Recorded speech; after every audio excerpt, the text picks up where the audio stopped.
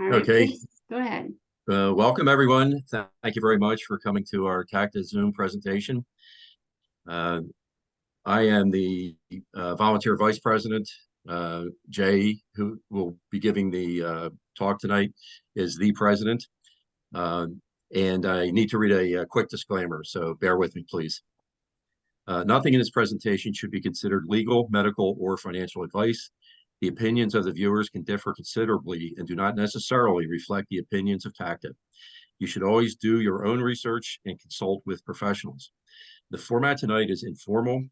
We like to allow questions on the fly so that the answers will be in context.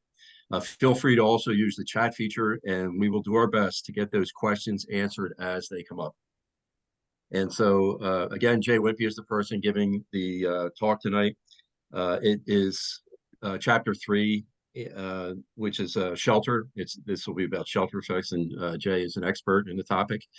If you want to see how much of an expert he is, please go to our blog. There's an excellent description of a shelter that he built that is very contemporary and doubles as a root cellar. So it's really something. It's worth looking up. The first chapter he presented in November of 2022 was about the psychology of civil defense. The second chapter he presented in April of 2023 was on the effects of nuclear weapons. And again, the talk tonight will be about how to shelter. And you can download any of the TACDA Academy book. Tonight will be Chapter 3.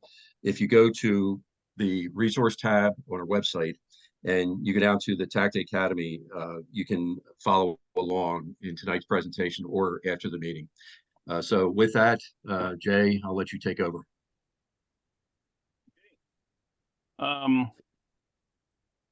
Yeah, let me, please do, follow along. I'm just going through the lesson as in, all hazard sheltering. And if you'd like to follow along, we'd invite you to do so.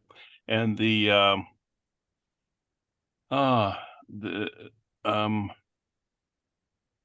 me see, and feel free to ask questions either in the chat or you can interrupt me if you have something you feel like is pertinent to the current topic. That would be great. Anyway, sheltering is very important, and if you're going to design a shelter, you need to create a means of having clean, breathable air. Protection from heat and cold, which is can be very important. Food and water and sanitation can go along with that, and then protection from whatever the threat is. You basically have to decide what kind of threats you might be involved in. Most of the chemical and biological threats are somewhat localized. They can be relatively wide area, but for the most part, we'd expect maybe a terrorist attack or something like that. But it takes a lot of chemical agent to affect people in a particular area. And so that would probably only be used in a situation where there are a good-sized group of people. And then, we can also talk about what might be targets of a nuclear type weapon. And, that would be, if they're in a classical nuclear strategic event, airports can be a prime target, something of a port if you live near a military installation, an Air Force base, like I have one about 15 miles away, and I have to consider that as being a target.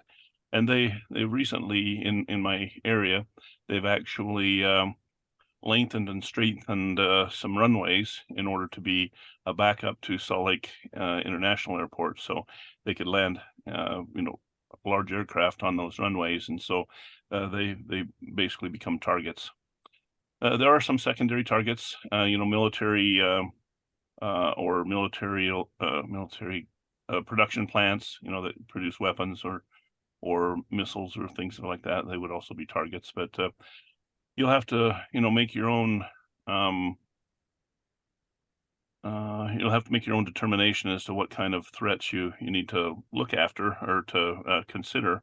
But in general, if you can design yourself a place that would be relatively hardened um,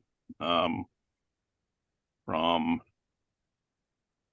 uh, uh, nuclear events, as well as with a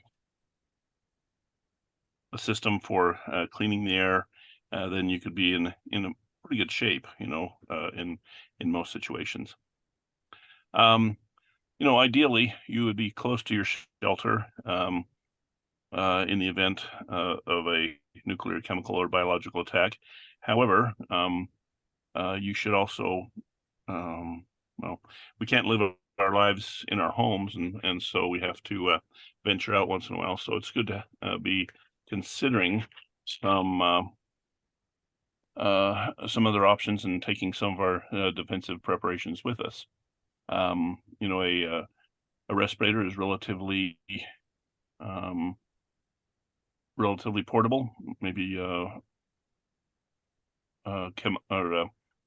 nuclear or radiation monitoring equipment, and things of that nature can be hauled around in a car relatively easy. And so that would be a possibility that you might want to consider.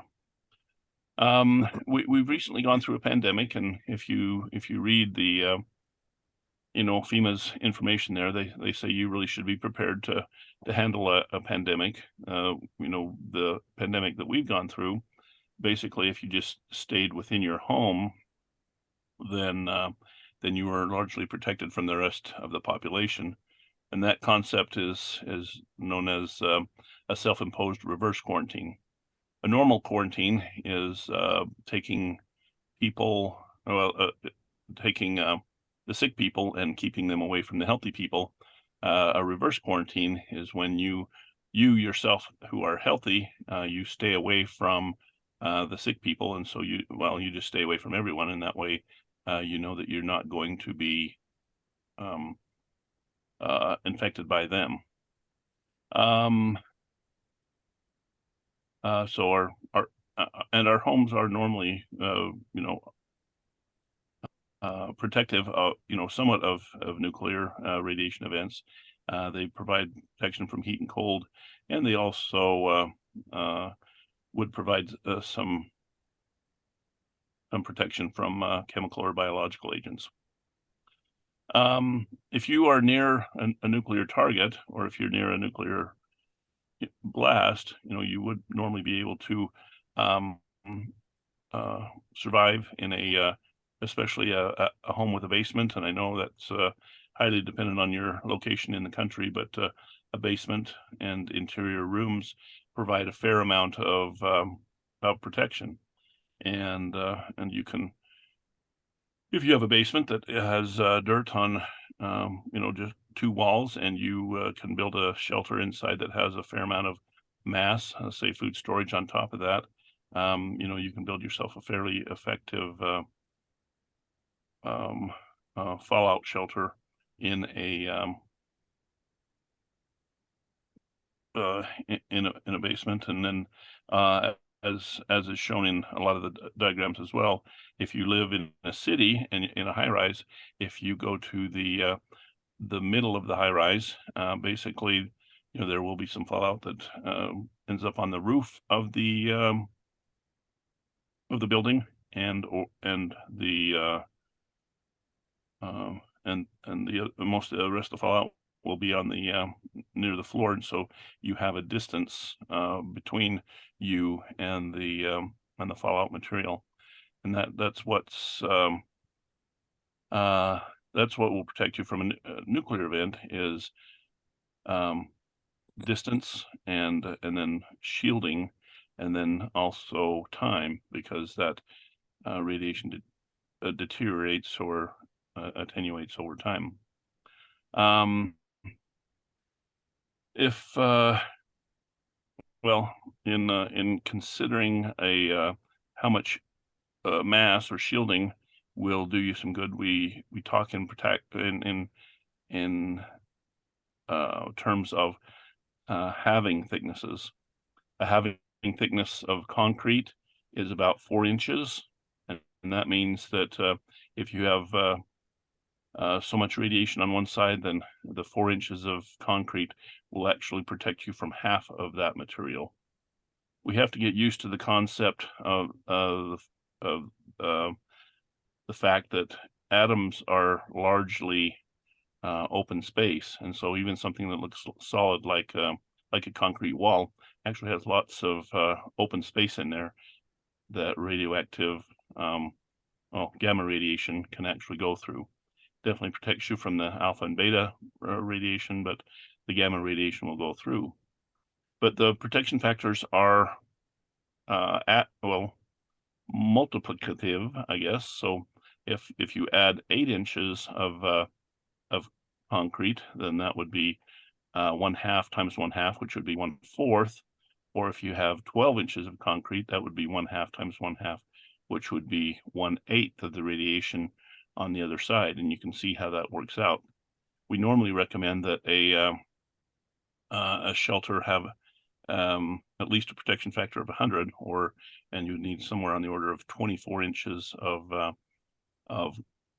concrete, or if you had 2 or 3 feet of wheat storage or water storage or something like that between you and the radiation, that would take care of it. And then we can also talk about a protection factor, where if a protection factor means that you would receive roughly whatever the protection factor is compared to the outside environment. If you had an outside environment with fallout and you had something like 1,000 rads per hour, a protection factor of 100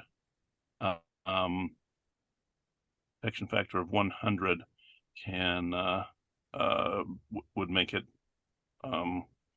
so that you would only receive 10 rads of radiation if you were inside that. A normal house, let me see, a normal house will in an interior room would actually provide roughly a protection factor of 5. You would receive 1/5 of the radiation from the outside environment. If you're in a basement, that's going to give you a protection factor of 10. And then if you start placing mass around you, either dirt or concrete, or even drums of wheat, or what other type of any kind of mass that you can find, that will tend to attenuate the radiation. If you build an underground shelter, we try to protect from the blast effects from a nuclear weapon, as well as just the radiation. And so if you have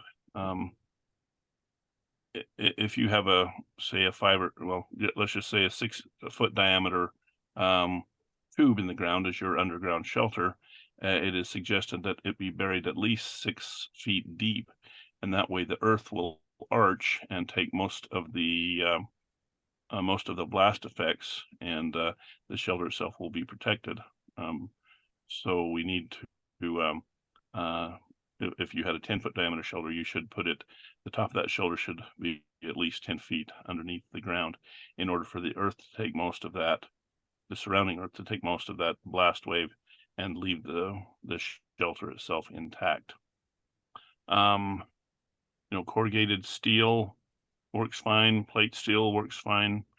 I have a shelter made out of an old fuel storage tank that is 1/4 inch plate, and the corrugated tanks can be much more thin and provide and be much lighter, and still provide the strength needed to survive and in such an event. And most of them are designed to be able to be buried at least 40 feet underground and still maintain their integrity, even in a a situation where the earth doesn't have much strength. There's some additional radiation. Well, there's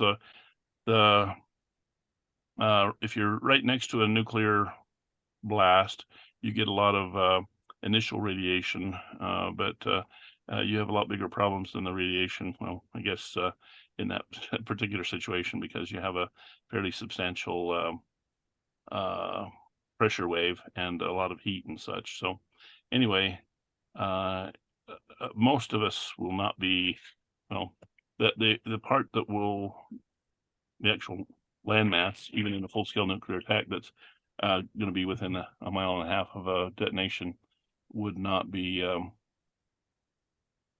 well, you're going to have to be pretty close to an actual target, or perhaps a missed nuclear weapon, I guess, in order to see that. So most of us won't see that heavy of a blast effect or that much heat or prompt radiation from the blast.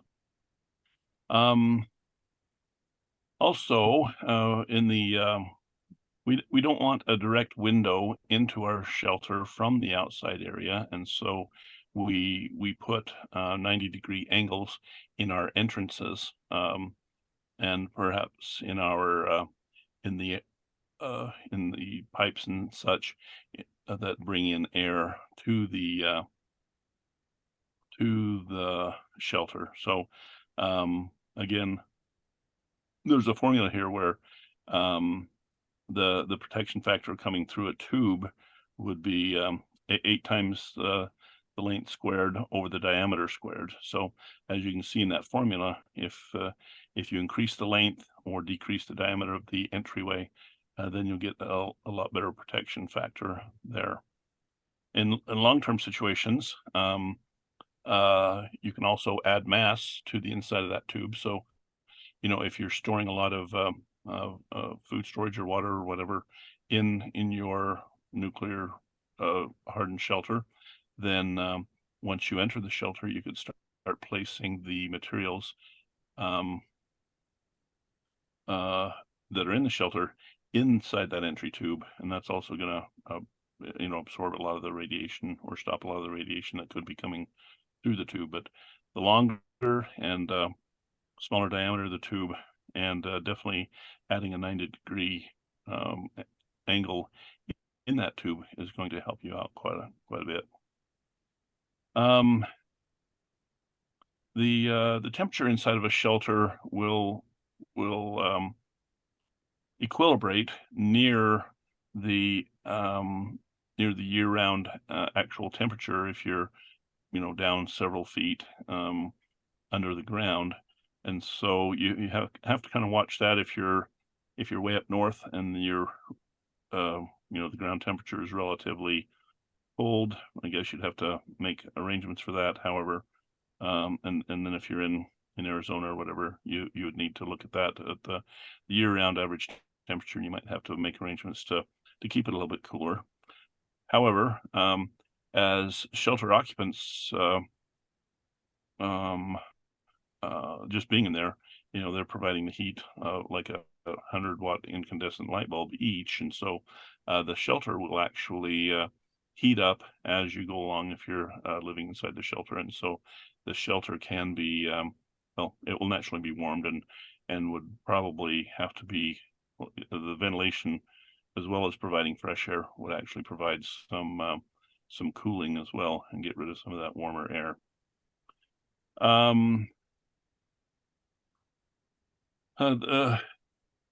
We have access to the Swiss building codes for concrete shelters. They rely on relatively thick concrete walls with several curtains of rebar, along with heavy or thick concrete caps, again with the reinforcing bar to help strengthen that concrete. And so we can provide that kind of material. I guess they're actually built to withstand a 45 psi overpressure, which is a lot. If in an open field, I guess a 5 psi overpressure can only, it would be lethal to an unprotected person. So that's, an atmosphere is roughly 14.7 at sea level, and so you're looking at three atmospheres or 3 bar, I guess, if you wanted to use the metric system on that.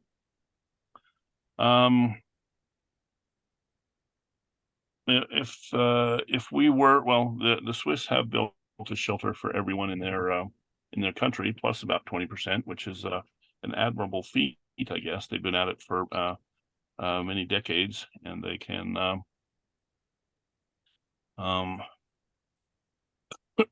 they have the luxury of building some rather large shelters for their population, and there is an economy of scale there, so they've been able to shelter their people, at a relatively modest expense per person. I know back in the 80s, supposedly the Swiss were spending roughly $30 per person per year for their civil defense program, and that was very well. They built a substantial civil defense program, and everyone is sheltered, and they've done a really good job. The United States has never really made that commitment, and so basically they build shelter for the political leadership, but everybody else is pretty much on their own. They embrace the doctrine of mutual assured destruction, and they kind of they thought it was perhaps threatening to our enemies for us to build shelters, because we are trying to, it looks like we might be looking at attacking them if we were actually prepared to receive an attack as well. So the vulnerable population is the hostage that guarantees our enemies that we will not attack them from a nuclear, with nuclear weapons.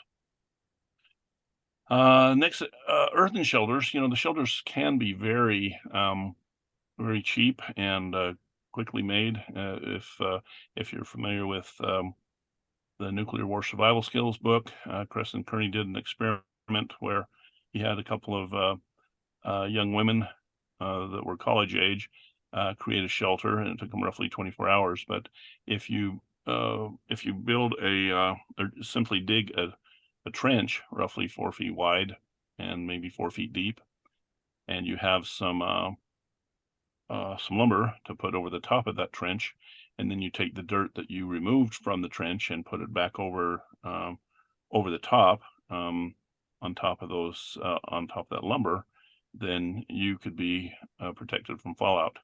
There were actually several different types of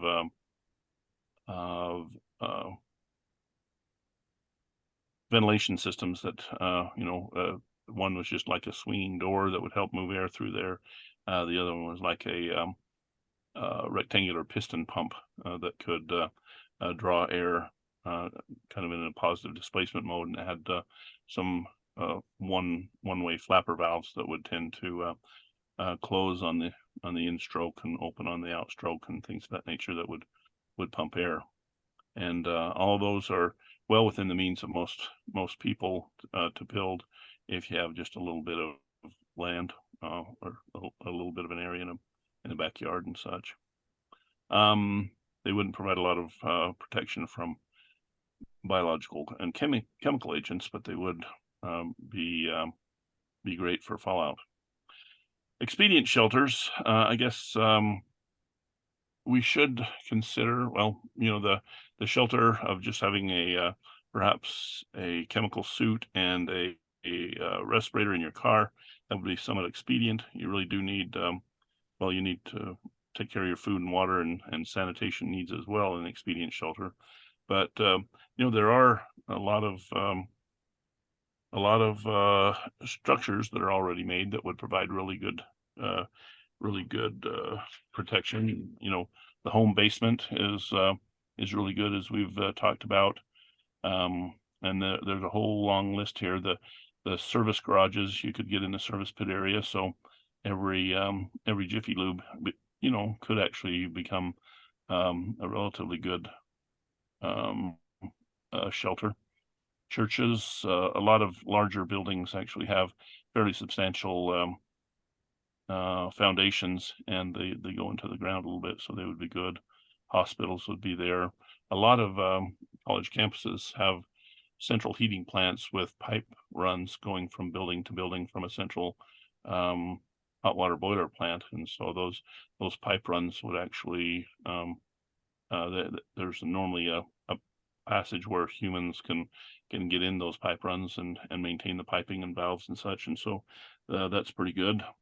Underground parking garages would provide a lot of protection. Underpasses and tunnels for the roadway or local or train tunnels, and even some culverts going under the roads and such would provide quite a bit of protection from radiation if those were if you can crawl back in there and they could accommodate you and some supplies there.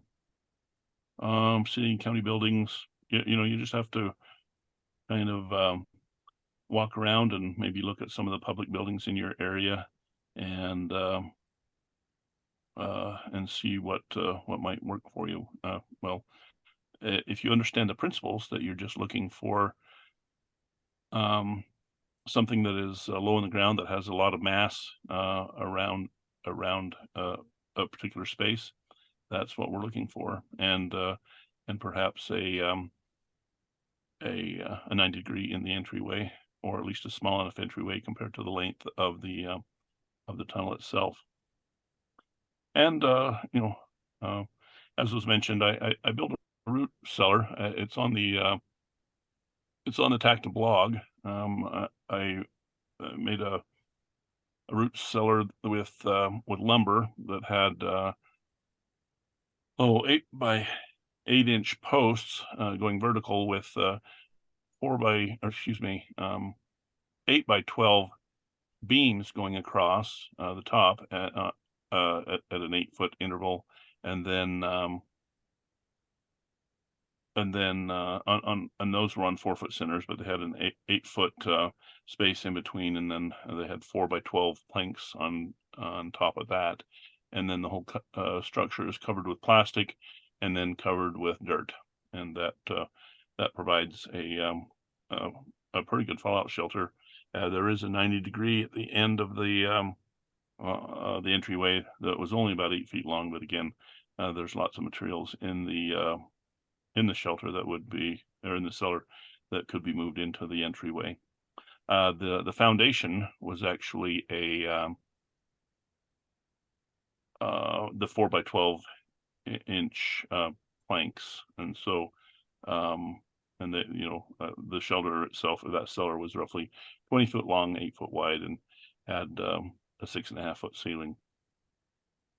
Let me see. There is a diagram and some pictures of the shelter on the TACDA blog. You can look at that.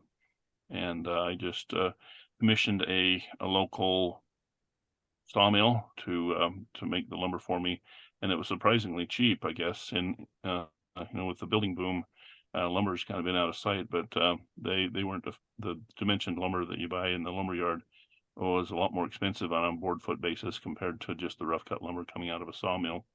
It wasn't cured or anything, but the structure's been in the ground for about a year, and once you put the structure in the ground and load it, there's not a lot of warpage associated with that.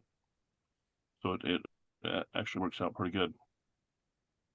The rest of the article here is shelter supplies, and there's some really a rather extensive list, and I'll go through that quickly, but you can look through there, and everybody has individual needs, but it's I'll comment on a few things.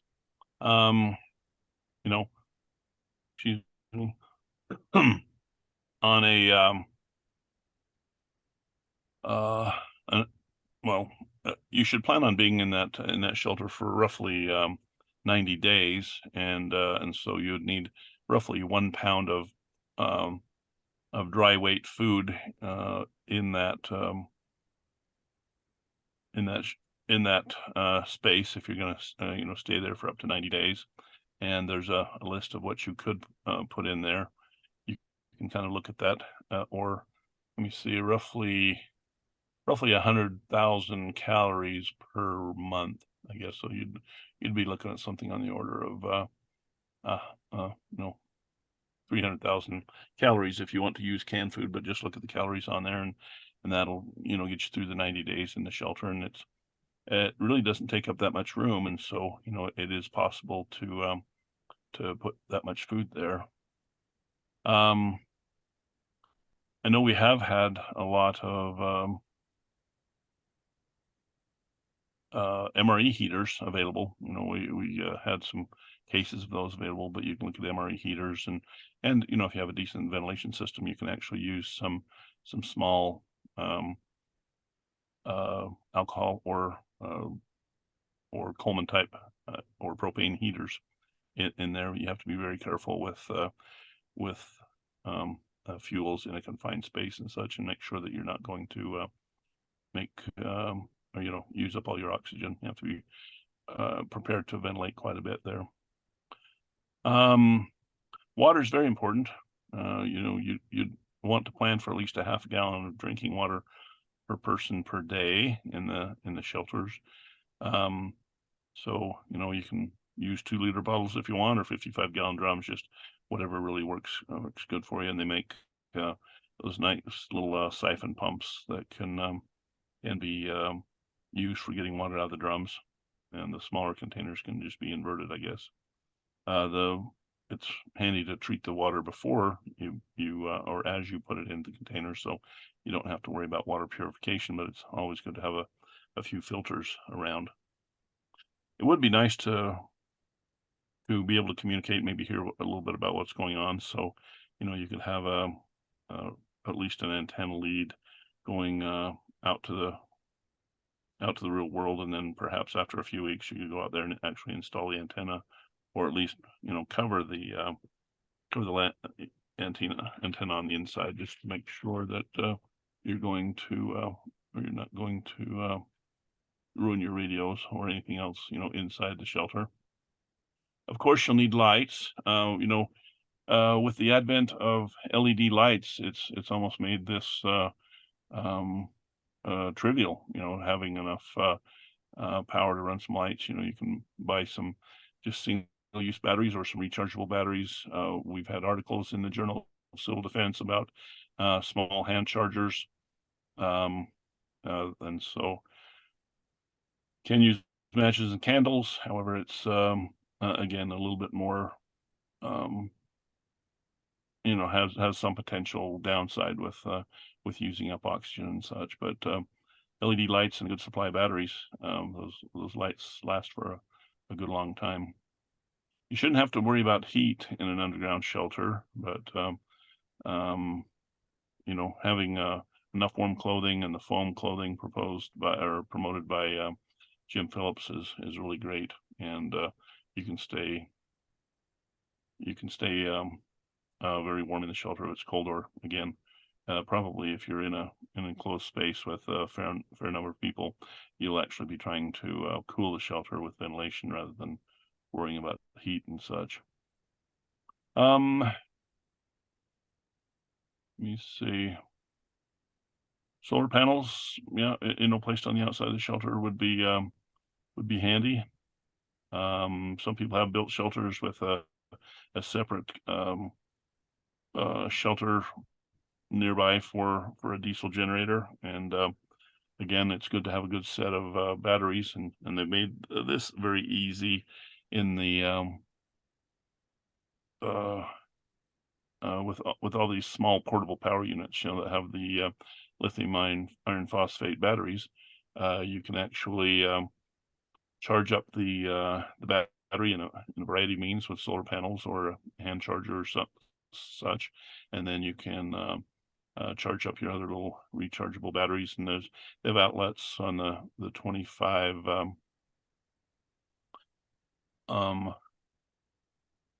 geez, what was I saying?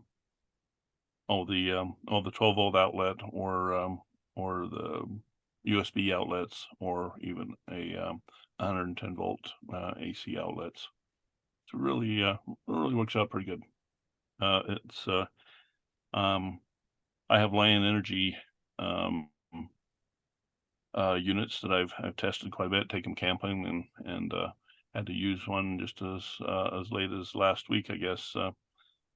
Someone hit a power pole in my area. The power went out in the middle of the night, and so I had to go get my little portable power unit and plug my CPAP machine into that. So anyway, they're very handy to have, and would be very handy to have in a shelter. In fact, I use those for shelter lighting right now. When I go into the shelters, I just have a little portable power unit there, and I'm only in there occasionally, but just one of those little portable power units could actually last for weeks, I guess, in lighting the shelter. And I guess we're looking a little bit beyond perhaps living in a shelter here. Tools for farming, clothing that we would normally need, infant care. That kind of makes things a little bit more complicated. But yeah,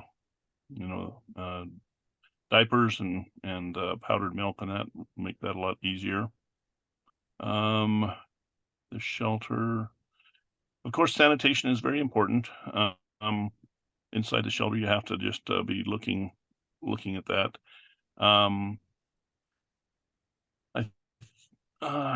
I know I've there have been some articles that have talked about a sawdust or a wood shavings type toilet. Basically, maybe we should put that in a future article, I guess. But they make some nice, neat little plywood seats that can contain a 5-gallon bucket, and then a toilet seat just is mounted to that plywood bucket. So it's a lot like a regular toilet, but you can have a good stack of 5-gallon buckets next to the toilet, and perhaps some of them filled with some sawdust. And as you go to go and use those, you can just use one of those gamma seal lids and screw the lid down on to seal the toilet up between uses to keep it from making the dealing with the unpleasant smells and such. You can add some chemical agent if you want, but if the composting with wood chips or sawdust works out pretty good. So, but just make sure that you have enough water and soap, disinfectant and such for proper sanitation, and being able to handle that human waste, which can be somewhat problematic, especially in a sheltering situation. Of course, some medical needs and such, and whatever other whether glasses you need, and first aid kits, and let me see, sanitation, garbage bags, and things of that nature. If you'll need places for bedding to for everyone to sleep, a blow-up mattress is nice. Some of the foam mattresses are nice. I tried to make my shelving wide enough for people to sleep on it, so as you move the supplies out of the shelf into the entryway and stack it up there, the shelving can actually function as sleeping spaces. Let me see. We did have a as far as ventilation, people in a enclosed area, I guess, they can sense when the CO2 is becoming high. They start breathing more. Your body senses that you need oxygen, and so it's actually kind of painful if you try to hold your breath for very, very long. you really build up this desire to breathe, and that's usually the CO2 building up in your lungs, and it's somewhat irritating. And so, when the CO2 is getting higher and when you need to uh, ventilate the shelter. Some people actually get headaches and such when the CO2 gets a little bit higher. So there are materials that can absorb CO2, and if you had an air pump and could recirculate some of that air there, the CO2 can be absorbed, and basically you die from CO2 poisoning before you actually die from lack of oxygen if you're in an enclosed space. What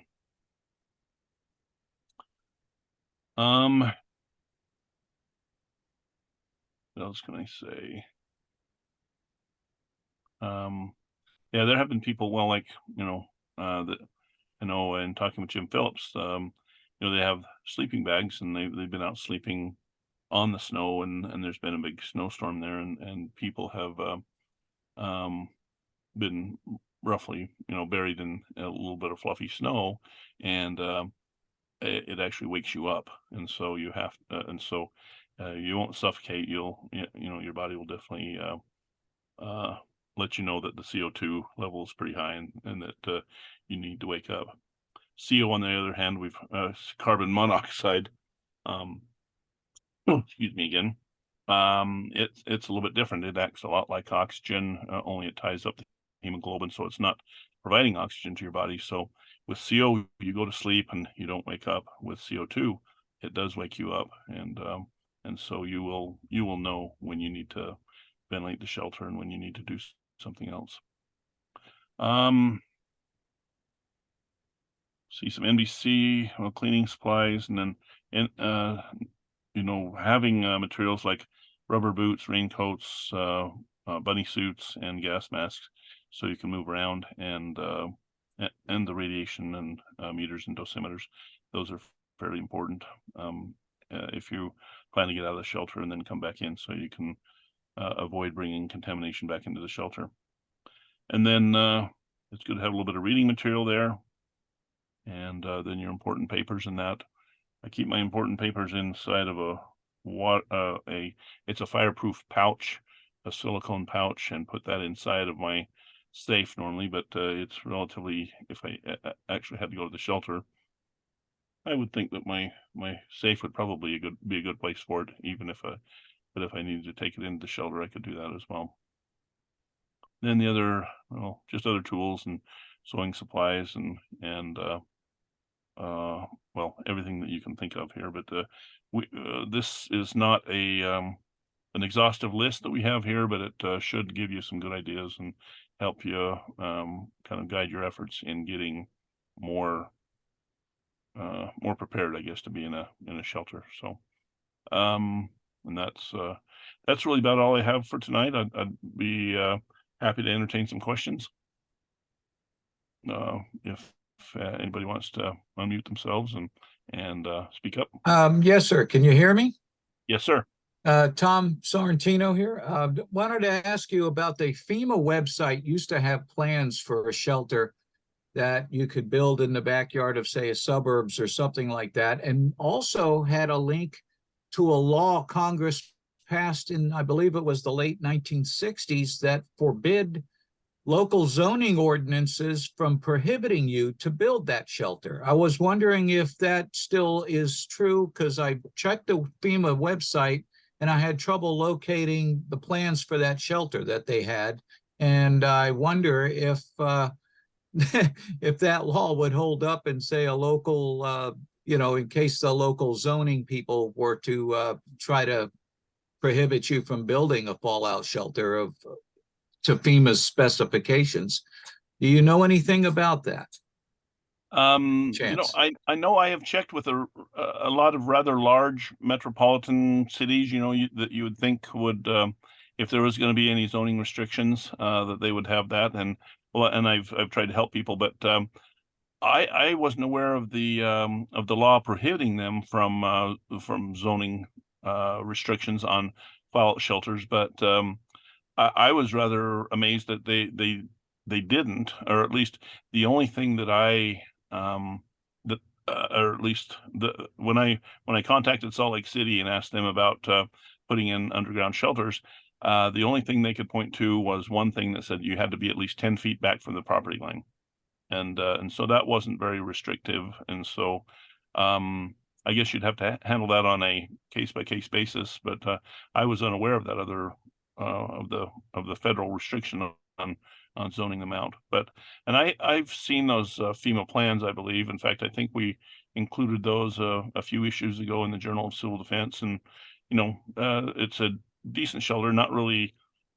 Well, they've never really gotten into the blast protection end of things, but that would provide reasonable fallout protection. It seemed like they do understand those, or seem to understand those principles pretty good. Thank you. Okay. Looks like I need to turn on the light. I started out with some natural light here, and now there we go. Any other questions or comments? Yes. So first I want to respond to the previous gentleman. I just posted on the chat a link to one of many sources you can find on Google of the ancient now CDC, Civil Defense, not the CDC that was over the pandemic, the Civil Defense Corps from the Cold War era. They published a whole bunch of home-built DIY field expedient type shelters that homeowners could build. And so there's lots of novel ideas there, everything from a lean-to shelter in your basement to get the overhead cover as a real simple way, to things that you would build underground, like the trench one that our presenter gave as an example. So there's many resources there. The topic I want to bring up, my name is Douglas Clark. I'm a licensed architect. I've been involved in shelter design for 10 years with hardened structures. The topic we have as an ongoing professional debate is, what is the minimum square footage per occupant in a long-term shelter? One of the most basic aspects of preliminary building design is what's called occupant load factor. I'm aware of the FEMA guidelines, 10 or 15 square foot per person, but I'm also aware of what those net outcomes are. And those net outcomes are 3 high stacked bunks, Auschwitz styles, with narrow corridors, like the Sonnenberg bunker, the world's largest civilian bunker ever visualized in Lucerne, Switzerland. I did the day-long private docent tour there. And it's by everyone's admission, that would fail. It would be Auschwitz-like conditions, as well as the Cold War era role play of the 15 square foot per occupant bunkers with paid participants for a 24-hour duration, with various role play scenarios brought in, including late arrivals or shortage of supplies. And over 40 to 60% of role play participants paid expressed extreme or moderate discomfort in just 24 hours in the shelter. I'm also aware of the building code that states that a sleeping room should be 70 square foot. And at the minimum standards for military barracks, as published by the United States Marine Corps, is 70 square foot per bunk. Wow. That would, I had heard the 10 square feet of floor space per person, and that's but I've got to admit I hadn't thought of it that much. I guess we could look at our well, I know we've had people spend some significant times in shelters, and I would say we're probably more like in the 20 to 30 square foot range per person, and that seems to be doable for some people. That's just been my experience, I guess. I don't know of any official head up, word on that. but it's got legs on it, like so Sounds perfect. perfect over the Oh my top gosh. of that frame. But Somebody needs to mute there. Somebody needs to mute itself themselves. right on it, But tarped it. yeah, I'd be interested, if you wanted to send us some information, if you find that information. But I know I have spent some time in shelters. We try to do some shelter drills on occasion. I've got to admit they don't. Well, it's mainly just an overnight type thing, but 20 or 30 square feet per person is, So if you do 20 or 30 square foot per person for the shelter, uh-huh. and I've had people try to approach me for that, and people that are signature architects, big names that you know, that I can't mention here, but that's they approach that as a gross square footage, including the airlock, including the storage, including the mechanical space. And I had to say that, so a bunk, a roughly 3x7 bunk is 21 square feet. That's what I'm saying. To get down to 10 or 15 square feet, you have to be 3 high on both sides, narrow aisles, totally Auschwitz. And so we saw the outcomes of trying to stack people in the Silverdome after Katrina. If you look at what the people were just sitting in the stands, just sitting in the bleachers for days. If you look at what the Japanese did post Fukushima, and they set up these little curtain cubicles, and whole families got a little 6x8 or 8x8 area. I'm sure there's some metric equivalent, 2 meters by 3 meters or something like that. That seems to be something that is reasonably survivable. But what we're doing, what we're prescribing to people, so as an architect, the professional standard of care is to protect the health, safety, and welfare of the public in the built environment. So we had fatalities and brawls and all sorts of mayhem in Katrina. So anytime I have a project that exceeds just the nuclear family, just my wife, my kids, grandma maybe, once you get past that, you now have the potential for really unrest. We're putting people in a submarine. United States Navy, or any Navy, the submarine force is an all-volunteer force, highly scrutinized, highly screened, under great regimen, and allegedly our naval fleet, our submarine fleet, gets the best food in the Navy. End of mission outcome is we're going to Okinawa to see the girls.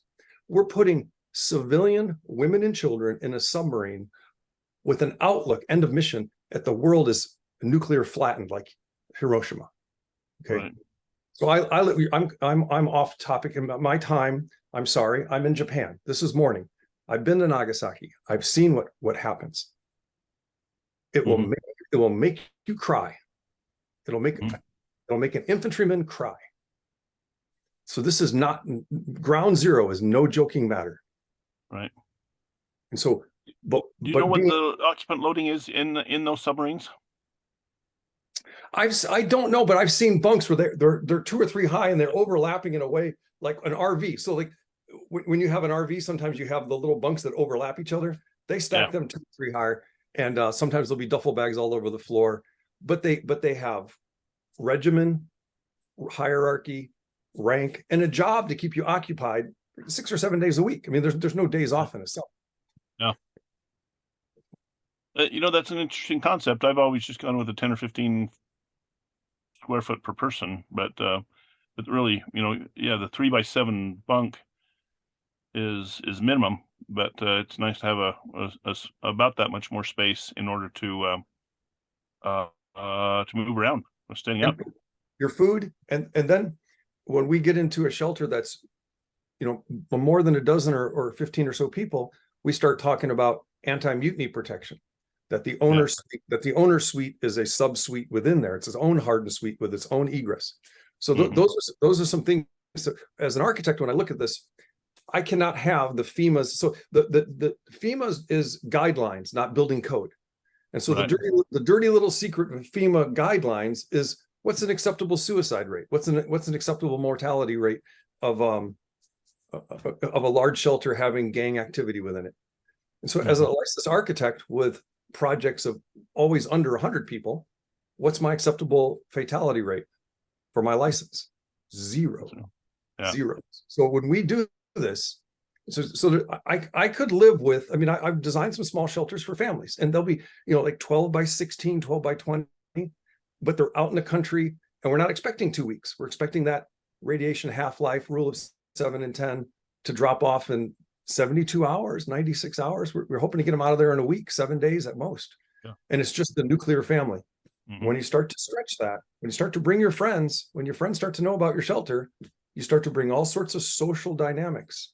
The other metric we add is when I get beyond about 7 to 10 people or more than 5 women, I want a second toilet.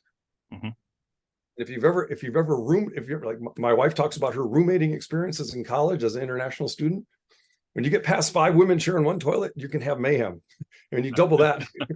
The little kids, I mean, so little kids, I mean, the chance of a clog, I mean, so healthy, so, you know, your shelter lasts as long as you've got air, food, water. I mean, you can live 3 minutes without air, 3 days without water, 3 weeks without food. But as soon as you lose human sanitation, the thing goes downhill real quick. We did a shelter in Monterey, and we found a California code section that mandated about bunkers that it shall have a 1,000 gallon septic tank.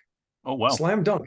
Okay. And the good thing about that one was, yes, the zoning did start with a 10-foot setback, but when we told them we were going underground, they gave us leeway down to like 3 feet or 30 inches. They let us go much closer to property line as long as nothing was above ground. So sometimes you can negotiate that 10-foot rule out with your local zoning. If you're on a little 5,000 square foot lot in a city, you might be able to cheat a little. Yeah. Not cheap, but get special dispensation from zoning. It's just that Right. most of our clients don't want to disclose permitting. Most of our clients, like, we build a garage and put it under there. We build a swimming pool, and with the excavation swimming pool, you over excavate and put one of your modules in next to it, and then that becomes the pool deck. And the ventilation tube is the outdoor barbecue. We hide an extra pipe there. Yeah. So, I'm sorry, I hijacked your thread. Go ahead, sir. Oh, no, very interesting concepts, and we'll have to look at those Swiss shelters, because I know they must have some sort of a thing. Suppose they have military shelters that have 20,000 people, but those are expensive shelters, and even the common public shelters, I know, have several hundred people in them, and it'd be interesting to know what their loading is. But they do have 3-foot high bunks, or 3 bunks stacked 3 foot high, or three high, and then the bunks just pull up to the ceiling, and so you have a lot of living space, and then you let the bunks down when it's time to the one in Lucerne was meant for 20 or 40,000 people. It was 2 roadway tunnels that they had blast doors for both ends, and a 5-story building underground perpendicular that straddled both. And that even had a brig, that even like a military, like a naval brig, where if somebody got out of line, and it had an infirmary and a kitchen, and, you know, but the civilians were required to bring their own food and supplies and deploy the bunks. There was a ADA ramp system to deploy the bunks into the roadway tunnels. And then there was a man door on the, they retrofitted a man door at the end of the blast doors for trash removal into an airlock, because they realized they were having a huge problem. They're gonna have a huge problem. But that's Lucerne, Sonnenberg bunker. If you get to go visit Ander in Switzerland, it's only a couple hours away. It's really worth the trip. I'd highly recommend it. Thank you very much. I know we've had people go visit Ander, so anyway, we'll have to check that out. Appreciate your information, Doug, and do let us know as you find anything. In fact, maybe we could invite you to write an article for us on those, and we could put it in the journal if you wouldn't mind. Great, thank you. That too, sir. Thank you, sir. Any other questions? And whatever, we're reaching the end of our hour, but I certainly appreciate everyone showing up tonight. Please do take advantage of the TACDA Academy and the Journal of Civil Defense. It's all free, and so we try to find the best information and get it out there to everyone. So please, just go to our website and get all that information. Jay? I'd like to thank everyone for the links that they posted for the shelter designs. That was very nice, very helpful. Thank you. Very Hey, good. Jay? Yes, sir. Bill Perkins. Just wanted to ask everyone to remember one of our board advisory board members in their prayers. Dr. Mary Pernicone is in Israel. She flew over a week ago, a little over a week ago, and she's over there providing surgical care for the people that are injured. And I have texts back and forth with her. She got over there okay. She's doing well, but who knows? I mean, it's a very dangerous place. Yes. Okay. Well, that's very brave of Mary to, and generous to go do that. That's great. Another thing, there was an article in the journal. Was it not this last issue, but maybe the one before that, or the one before that. Anyway, I did a hybrid Kearney air pump with that piston, but I put an extra plate in there where you could put 40 millimeter respirator cartridges. So the one that I built had 4 40 millimeter cartridges built into it. So you can, as far as do-it-yourself alternatives to Andair, you can build an air pump that would incorporate some level of protection from chemical and biological agents and nuclear, I guess, for that matter. You know, those 40 millimeter respirator cartridges take care of about everything. So anyway, you can go back and look at that article if you want. I guess I should have mentioned that.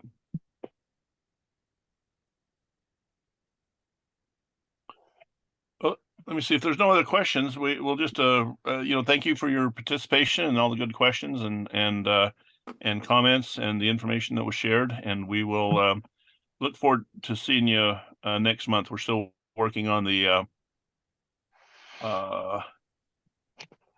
on the topic for next month, I believe, but we'll be putting that out by email, and we would welcome your participation. So thank you everyone for your participation tonight. Thanks. Goodbye.